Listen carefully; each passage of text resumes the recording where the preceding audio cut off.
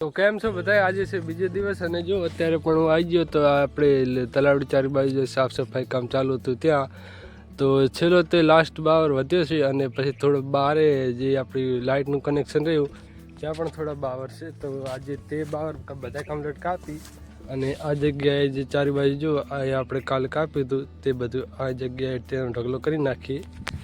તો જો અહીં પડ્યું છે આપણું થાળીયું. તો ચલો હવે થાળીયું લઈ અને ઉપર ચડી જાય પારમાંથી અને એ બધા જ તે બાવર રહ્યા તે કાપી નાખું.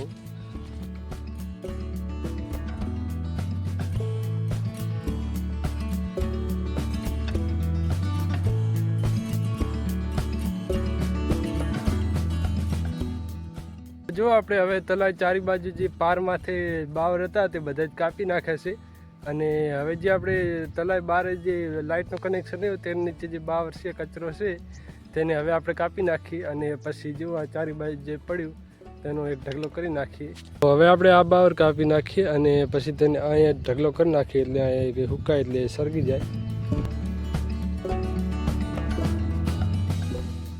જો આપણે બધું જ ચારી બાજુથી કાપી નાખ્યું છે જે બાવર કચરો હતો તે અને જે આપણે લાઇટનું કનેક્શન રહ્યું ત્યાં પણ મેં કાપી નાખ્યું છે અને ત્યાં પણ એક ઢગલો કરી દીધો છે.